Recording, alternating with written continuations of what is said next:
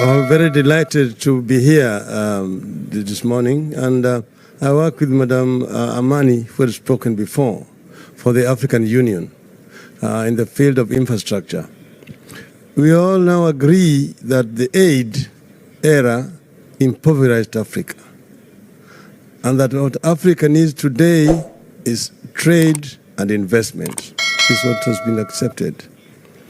But then the constraint here are two major factors.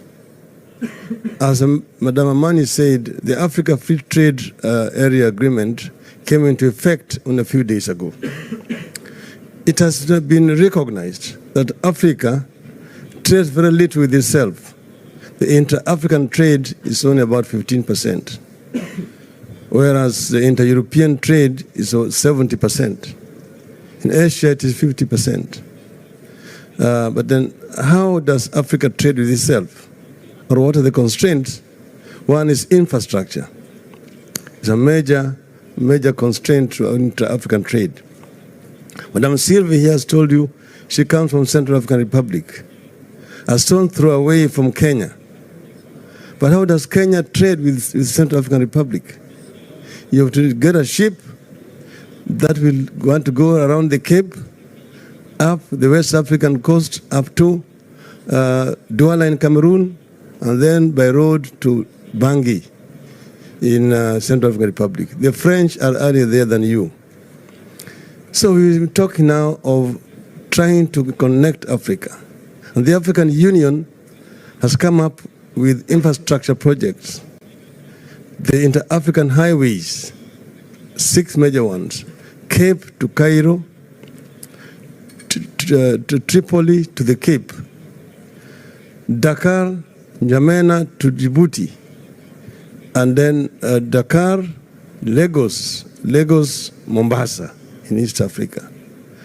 Then there is Trans-African Beltway, the railway line from the port of Lamu in Kenya, through Juba in South Sudan, Bangui in Central African Republic, to the Cameroonian port of Douala, to create a Trans-African highway, railway line that links the Atlantic Ocean and the Indian Ocean and opens up these landlocked countries in the interior of the continent. That will make the trade easier within the continent. The other constraint is energy.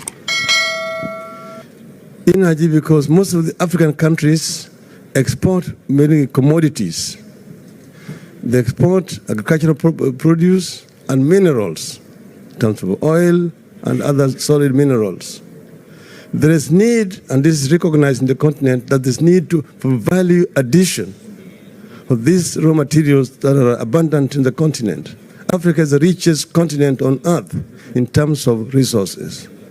So this is an area where Africa also requires investment in order to add value to these resources which are abundant in the continent before they are exported to the rest of the world.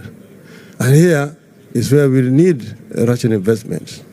First, energy, because most of African countries are energy deficient.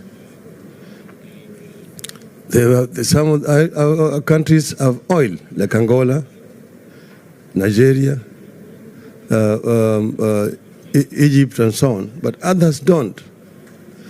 That here we have, for example, a huge hydroelectric potential in the Congo River called the Odinga Dam, with the potential to produce 110,000 megawatts of power. This cannot be developed as a national project by the DRC. So it requires to be developed as an African Union project. And investment is required in order to be able to tap this potential and interconnect the continent. You have the Southern African Power Pool, the Eastern African Power Pool, the Northern African Power Pool, the Central and the Western African Power Pool, which could all be connected. This is also another area where there could be opportunity for cooperation between Africa and Russia. Thank you. I raise my case. That was wonderful. Can I just have a round of applause for a fantastic panel, experts and brilliance, beautiful comments. Thank you so much.